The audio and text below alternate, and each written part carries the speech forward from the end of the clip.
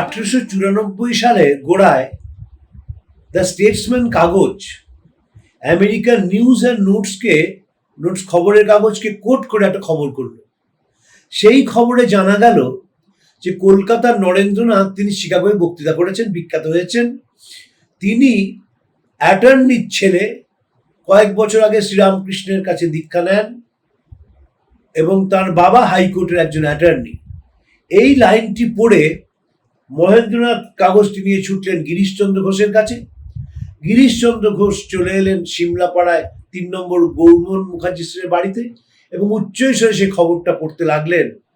শহরে জানাজানি হয়ে গেল যে নরেন্দ্রনাথই বিবেকানন্দর নাম নিয়ে শিকাগোয় বিখ্যাত হয়েছেন। ইন্ডিয়ান মিরার কাগজ তখন খুব জনপ্রিয় একটি কাগজ। তারা বিবেকানন্দের বক্তৃতা কেটে কেটে লাগিয়ে রাস্তায় প্ল্যাকার্ড করে দিত যাতে সাধারণ মানুষ পড়তে পারে। কিন্তু বেঁকে বসলেন ব্রাহ্মণেরা, বললেন কালাপানি পার হয়েছে, অখাদ্য কুখাদ্য খেয়েছে, কায়েতের ছেলে আবার সাধু হয় নাকি, নিজেই নিজেকে সন্ন্যাস দিয়েছে, গুরু তখন বেঁচে নেই, আর ও দেশে গিয়ে কি খেয়েছে কে জানে। যখন স্বামীজি ফিরেছেন প্রথমবার, তখন সবাই বলতো, স্বামীজি আপনি ও দেশে কি খেতেন? স্বামীজি বলতেন, যা পেতুম তাই খেতুম।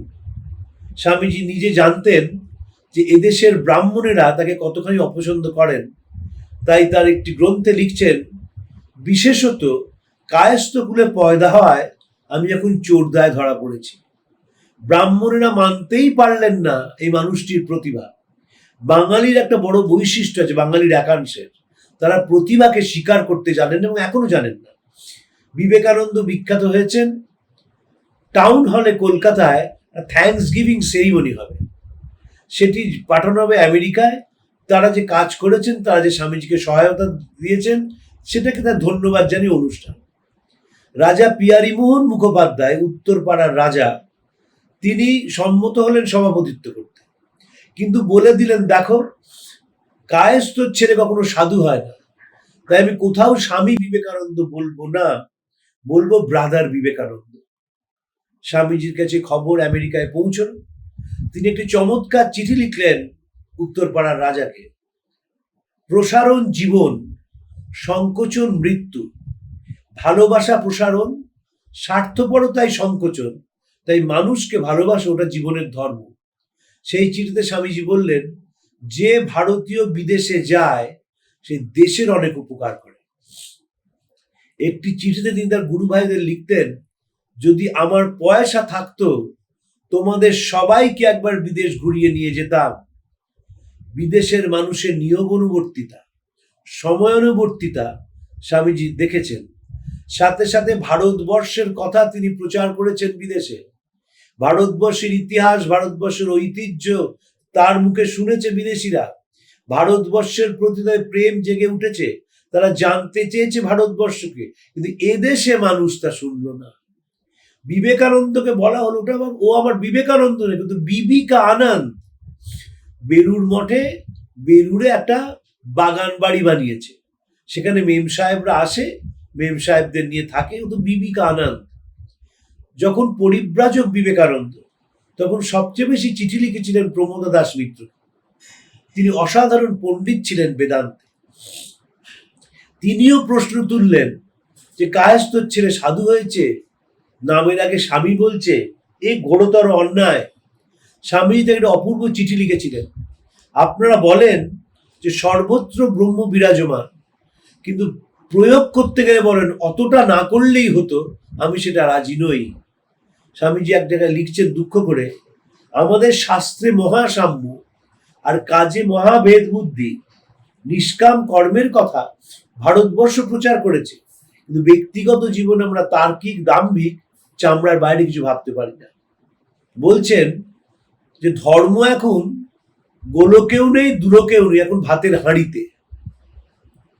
প্রথমে রূপোর খাট এলো, তারপর তাতে ঠ্যাং তৈরি হলো, তারপর পিদিমটা মানে প্রদীপটা ডান দিক থেকে বাঁ দিকে ঘুরবে না বাঁ দিক থেকে ডান দিকে ঘুরবে সেটা দেখানো হলো। দেশটা পাগলে ভরে গেল।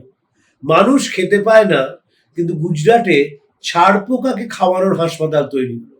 যে মানুষকে অবজ্ঞা করা, বিবেকানন্দ সাধারণ মানুষের মধ্যে ভারতবর্ষকে খুঁজে পেয়েছিলেন, যাদের কেউ নেই পাশে দাঁড়ানো, যারা ভারতবর্ষ ভ্রমণে দেখেছিলেন রক্তাক্ত এবং অশ্রুময় ভারতবর্ষকে, দেখেছিলেন সাধারণ মানুষের ওপর শুধু ব্রিটিশ নয়, স্বদেশীয় মানুষের সীমাহীন অত্যাচার।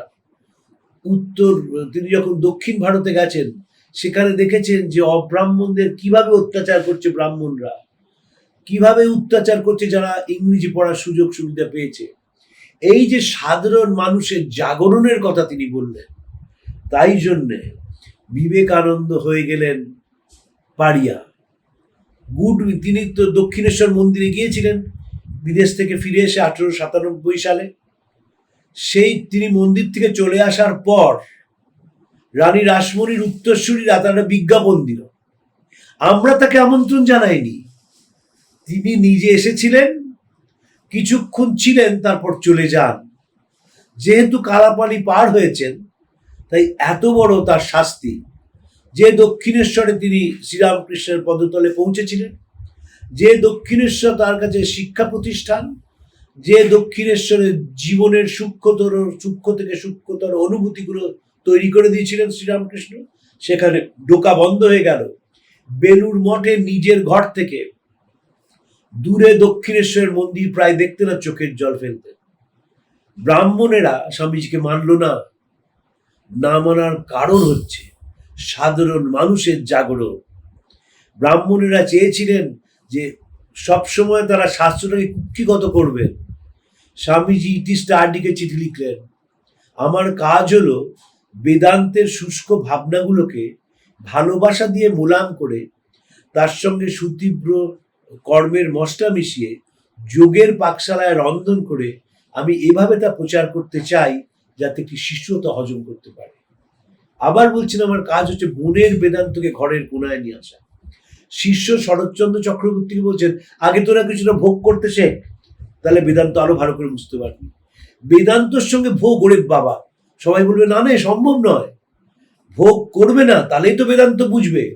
বিবেকানন্দ বললেন, জীবনটাকে জীবনের মতো বইতে দাও, সেখানে একটু ভোগ আসুক, সেখানে একটু আনন্দ আসুক, তাহলে বেদান্তটাকে আরো ভালো করে বোঝা যাবে। আসলে বিবেকানন্দের দর্শন ছিল মানুষের চোখের জন্মসারণ দর্শন।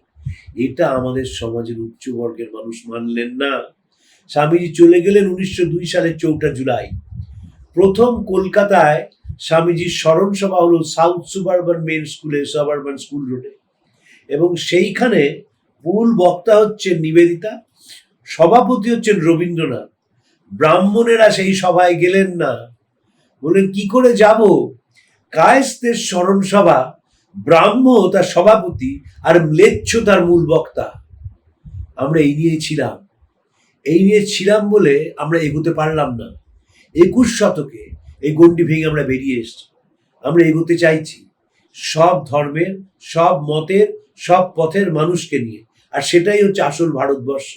ভারতবর্ষ সকলের অস্তিত্ব স্বীকার করেছে, ভারতবর্ষ সবাইকে সম্মান জানিয়েছে। তাই শ্রীরামকৃষ্ণ বলেছিলেন, যত মত তত পথ।